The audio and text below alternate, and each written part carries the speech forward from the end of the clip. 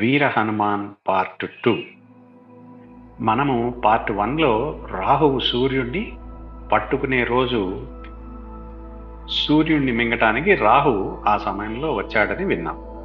రాహువుని చూసి ఆంజనేయుడు పెడబొబ్బ పుట్టాడని విన్నాం. అది విని రాహువు భయకంపితుడై అతివేగంగా పారిపోయి స్వర్గం చేరి ఇంద్రుడి కొలువుకు వెళ్ళాడు. రాహువు ఇంద్రుడితో మొరపెట్టుకోక ఇంద్రుడు అండ ఉన్నాడు కదా అన్న ధైర్యంతో రాహువు మరలా ఆంజనేయుడి మీదికి వెళ్ళాడు. ఆంజనేయుడు రాహువుని యగాదిగా చూసి పండు అనుకుని పట్టుకోబోయాడు. ఆంజనేయుడు ఆర్భాటం చూసి ఉగ్ర నరసింహమూర్తిలాగా మీదికి రావడం చూసి రాహువు కంగారుగా ఇంద్రుడి దగ్గరికి పరిగెత్తుకుంటూ పోయి, ఈ అబ్బాయి నన్ను చంపేస్తున్నాడు, రక్షించు మహాప్రభో అని కేకలు పెట్టాడు. అప్పుడు ఇంద్రుడు భయపడకు అంటూ తన ఏనుగును ముందుకు తోలాడు. ఘీంకరిస్తూ తన మీదికి వచ్చే ఐరావతాన్ని చూసి ఆంజనేయుడు, ఈ పండు తెల్లగా ఉంది, దీన్ని తిని నా ఆకలి తీర్చుకుంటాను అనుకుని మీదికి వచ్చేసరికి ఐరావతం కూడా బెదిరిపోయింది. ఇంద్రుడికి కోపం వచ్చి ఆంజనేయుడి పైన వజ్రాయుధం విసిరాడు. ఆ దెబ్బకు మన చిట్టి ఆంజనేయుడు దవడ విరిగిపోయింది. అతను ఉదయాద్రి మీద పడిపోయి కదలకుండా ఉండిపోయాడు. అది చూసి వాయుదేవుడికి దుఃఖం ముంచుకొచ్చింది. అతనికి కోపం కూడా వచ్చి సంచరించడం మానేశాడు. ఈ లోపల అంజన పర్ణశాలకు తిరిగి వచ్చి చూసేసరికి పక్క మీద తన బిడ్డ లేడు. ఆమె తన బిడ్డ కోసం రకరకాలుగా ఏడవడం మొదలుపెట్టింది. ఆమె భర్త అయిన కేసరి ఆమెను ఊరడిస్తూ, ఏడవకు, నీ కొడుకు ఉదయించే సూర్యుడిని చూసి పండు అని భ్రమపడి పట్టుకోపోయాడు. ఈ సంగతి రాహువు చెప్పేసరికి ఇంద్రుడు వచ్చి దవడ పగిలేటట్టు కొట్టాడు. నీ కొడుకు స్పృహ తప్పి తూర్పు కొండ మీద పడి ఉన్నాడు. వాయుదేవుడు ఇంద్రుడి పైన అలిగి సంచారం మానేశాడు. నీ కొడుకు సమస్త శుభాలు కలుగుతాయి అన్నాడు. ఆ మాటలకు అంజన ఊరడిల్లింది. వాయుదేవుడు అలిగి స్తంభించిపోయేసరికి దేవతలు కంగారుపడి బ్రహ్మ వద్దకు వెళ్ళి, ఇంద్రుడు ఆంజనేయుడి దవడ పగలగొట్టి మూర్ఛ కొట్టిన సంగతి, వాయుదేవుడు అలిగిన సంగతి చెప్పి కాపాడమని వేడుకున్నాడు. బ్రహ్మదేవుడు హుటాహుటిన హంస వాహనం మీద వాయుదేవుడు ఉన్న చోటికి వెళ్ళి, నాయనా, సమస్త ప్రాణులకు ప్రాణమిచ్చేవాడివి, అంతటా ఉండేవాడివి, నువ్వు అలగడం ధర్మమా అని వాయుదేవుడితో అన్నాడు. వాయుదేవుడు వెళ్ళి మూర్ఛపోయి ఉన్న ఆంజనేయుడిని తన చేతులతో ఎత్తి తీసుకువెళ్ళి బ్రహ్మ కాళ్ల మీద పెట్టి నమస్కారం చేశాడు. బ్రహ్మ ఆ కుర్రవాణ్ణి తన చేతితో తాకేసరికి అతనిలో తిరిగి చైతన్యం వచ్చింది. ఇది చూసి వాయుదేవుడు సంతోషించి లోక సంచారం చేయటానికి బయలుదేరిపోయాడు. బ్రహ్మ దేవతలతో, ఈ కుర్రవాడు లోకాలన్నిటికీ సంతోషపెట్టగలవాడు, ఇతనికి వరాలు ఇద్దాం, ఇతను సాక్షాత్తు శివుడి అవతారం అన్నాడు. అప్పుడు ఆంజనేయుడికి భూదేవి వేదశాస్త్రాలు వచ్చేటట్టు శక్తినిచ్చింది.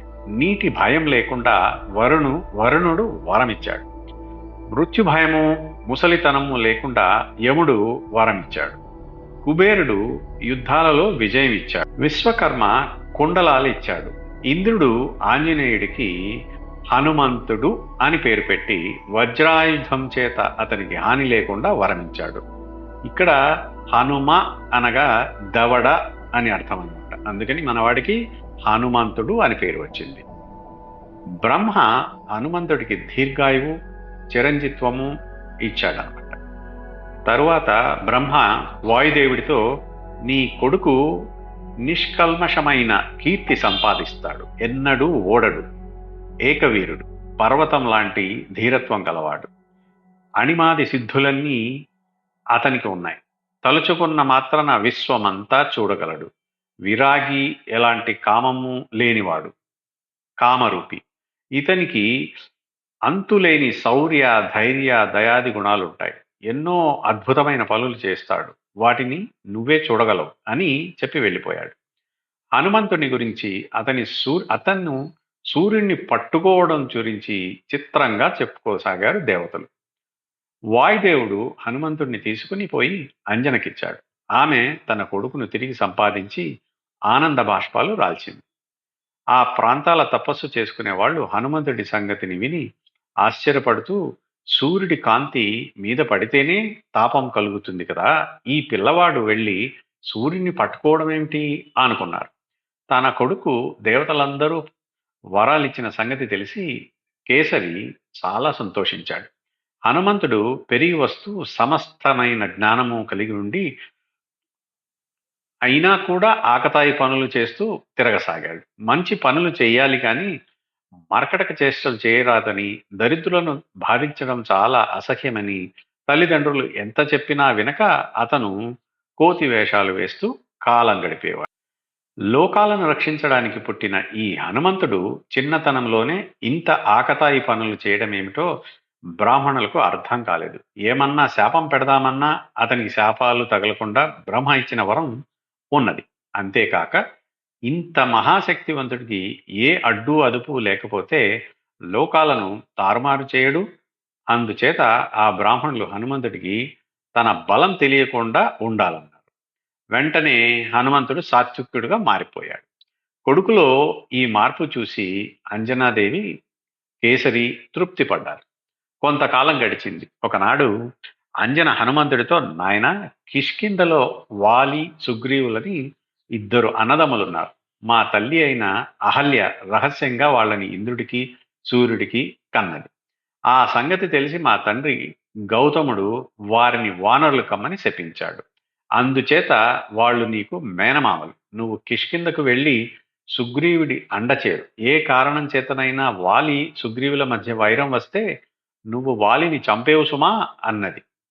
హనుమంతుడు తల్లికి నమస్కరించి సెలవు తీసుకుని కిష్కింధకు బయలుదేరాడు. వాలి సుగ్రీవులు అతన్ని ఆదరించారు. అతను సుగ్రీవుడికి మంత్రిగా ఉండనారంభించాడు. అతనికి వేదాలు శాస్త్రాలు నేర్చుకోవాలని కోరిక కలిగింది. ఒకనాడు ఉదయం హనుమంతుడు కాలకృత్యాలు తీర్చుకుని సూర్యుడు ఉదయించే సమయానికి గగన మార్గాన ఎగిరి సూర్యుడి వద్దకు వెళ్ళి నమస్కారం చేశాడు. సూర్యుడు సంతోషించి, సంకల్ప సిద్ధిరస్తు, ఏం నాయన, ఏం పని మీద వచ్చావు అని అడిగాడు. దానికి మన హనుమంతుడు, అయ్యా, వేద శాస్త్రాలు నేర్చుకోవటానికి వచ్చాను అన్నాడు. బాగానే ఉంది, కానీ నేను మేరు పర్వతం చుట్టూ అతివేగంగా తిరుగుతూ ఉంటాను. నా నుంచి శాస్త్రం నేర్చుకోవడం చాలా కష్టం సుమా, ఆలోచించు మరి అన్నాడు సూర్యుడు. దానికి హనుమంతుడు, మహాత్మా, ఉదయ పర్వతం మీద ఒక కాలు, అస్తమయ పర్వతం మీద ఒక కాలు పెట్టి మీ వద్ద చదువుకోమంటారా, లేక మీకు ముందు నడుస్తూ చదువుకోమన్నారా అని సూర్యుడిని అడిగాడు. సూర్యుడు ఆ మాటకు సంతోషించి, నాయన, నీ వంటి వాడు సృష్టిలో మరెవడూ లేడు. 2 కొండల మీద పాదాలుంచి నిలబడు, దేవతలు చూసి ఆనందిస్తారు అన్నాడు. వెంటనే హనుమంతుడు సూర్యుడికి పరిరక్షణ నమస్కారాలు చేసి తన శరీరాన్ని నక్షత్రాల కన్నా పైగా ఉండేటట్టు పెంచి అన్ని దిక్కులు ఆక్రమించి బ్రహ్మాండం నిండేటట్టు చేశాడు. ఆ అవతారం చూసి బ్రహ్మదేవుడే నివ్వరపోయాడు. మునులు, దేవతలు హనుమంతుణ్ణి చూసి నమస్కారాలు చేశారు. సూర్యుడు పొందిన అద్భుతం అంతా ఇంతా కాదు. ఆయన హనుమంతుడితో, ప్రత్యక్ష రుద్రావతారుడివి, నాకు కీర్తి కలిగించడానికి వచ్చావే కాని నేను నీకు ఏం ఉపదేశించగలను అన్నాడు. హనుమంతుడు వినయంగా, మహాత్మా, మీరు ఇలా అనవచ్చునా? వేదాలకు మూలముడైన వాడివి నీవు. నన్ను శిష్యుడిగా చేసుకుని దయతో వేదత్రయం బోధించు అంటూ తన మామూలు రూపం ధరించి సూర్యుడి రథానికి ఎదురుగా నిలబడ్డాడు. సూర్యుడు గడియకు 9,70,000 యోజనాల వేగంతో నడుస్తాడు. అంత వేగంతోనూ హనుమంతుడు ఎగురుతూ సూర్యుడికి ఎదురుగా నిలబడి నేర్చుకోవాల్సిన దంతా, స్మృతి, పురాణాలతో కూడా నేర్చుకున్నాడు. చదువు పూర్తి కాగానే హనుమంతుడు సూర్యుడికి నమస్కరించి సెలవు పుచ్చుకుని కిష్కింధ వెళ్ళి తన సంగతులన్నీ చెప్పాడు. సుగ్రీవుడు హనుమంతుడి పట్ల హెచ్చు ప్రేమ కలిగి అతని వద్దనే ఉంచుకున్నాడు. వాలి సుగ్రీవులు చాలా అన్యోన్యంగా ఉండేవాడు. వారిని పెంచిన తండ్రి వృక్షవిరజుడు చనిపోయాక వానర రాజ్యానికి వాలి రాజు, సుగ్రీవుడు యువరాజు అయ్యారు. వాలి పరాక్రమాలు అతనితో యుద్ధం చేసి ఎవరూ గెలవలేరు. రాజులందరినీ జయించిన మదంతో రావణుడు ఒకసారి వాలి వద్దకు వచ్చి అతన్ని యుద్ధానికి పిలిచాడు. వాలి రావణాసురుడితో యుద్ధం చేసి అతన్ని చావ చిత్తగొట్టేశాడు. తరువాత రావణుడు వాలితో స్నేహంగా ఉంటూ వచ్చాడు. తరువాత వాలిని యుద్ధానికి పిలిచిన వాడు దుందివి అనే రాక్షసుడు. వాడు మదించి హిమవంతుణ్ణి యుద్ధానికి పిలిచాడు. హిమవంతుడు దుందుబితో, బాబు, నీతో యుద్ధం చేసే శక్తి నాకు లేదు. నీతో యుద్ధం చేయగలవాడు వాలి ఒక్కడే. నువ్వు మధువనానికి వెళ్ళి అతన్ని యుద్ధానికి పిలువు, తప్పక వస్తాడు అన్నాడు. ఆ మాట విని దుందుబి మధువనానికి వచ్చి ఆ వనాన్ని ధ్వంసం చేస్తూ వాలిని యుద్ధానికి పిలిచాడు. మధువనం కిష్కిందకు బయట ఉన్నది. వాలి దుందుబి పిలుపు విని వచ్చి యుద్ధంలో వాణ్ణి చంపి వాడి శరీరాన్ని విసిరివేశాడు. దుందుబి కళేవరం దూరాన పడి ఉన్న ఋష్యమూక పర్వతం మీద పడింది. వాడి రక్తం ఆ పర్వతం మీద తపస్సు చేసుకుంటున్న మతంగ మహాముని మీద పడింది. ఆ ముని కోపించి వాలి ఋష్యమీకం మీదకి వస్తే అతని తల పగిలిపోతుందని శాపం పెట్టాడు. తరువాత వాలికి దుందుబి కొడుకైన మాయావితో వైరం వచ్చింది. దుందుబిని వాలి చంపి ఉండడమే కాక ఒక స్త్రీ విషయంలో కూడా మాయావికి వాలికి వైరం పెరిగింది. ఒకనాడు అర్ధరాత్రి మాయావి కిష్కింద నగర ద్వారం వచ్చి పేడబొబ్బలు పెడుతూ వాలిని యుద్ధానికి పిలిచాడు. నిద్రపోతున్న వాలి లేచి శత్రువు దర్పం సహించలేక వాడితో యుద్ధానికి బయలుదేరాడు.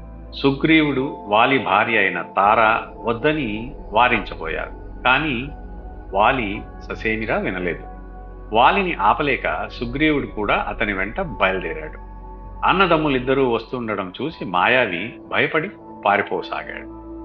వాలి సుగ్రీవులు అతన్ని తరుముకుంటూ వెళ్లారు. మాయావి వారిని చాలా దూరం తీసుకుపోయి ముళ్ల కంపలు కప్పి ఉన్న ఒక కొండ బిలంలో ప్రవేశించాడు.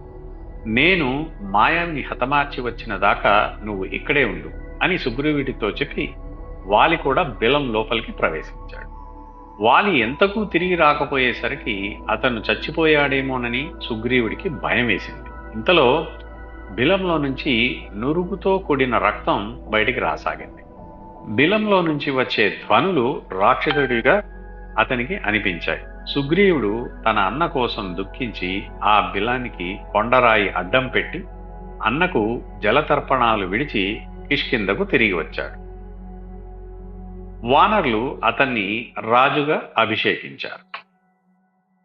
ఇక సెలవా మరి, సమయం వచ్చినప్పుడు మళ్ళీ ఇంకొక కథ చెప్తాను, సరేనా? అంతవరకు బుద్ధిగా ఉండండి. అమ్మా నాన్న గురువు చెప్పిన మాటలు బుద్ధిగా వినండి. మరి అవి మీ జీవితంలో దారి చూపిస్తాయి. మళ్ళీ కలుద్దాం. ఇట్లు మీ హరిబాబాయ్. అన్నట్టు మరిచాను పిల్లలు, మీకు నేను చెప్పే కథలు నచ్చినట్లయితే లైక్ చేసి సబ్స్క్రైబ్ చేస్తూ ఉండండి. నేను మీకు మరిన్ని కొత్త కథలు చెప్తూ ఉంటాను, సరేనా?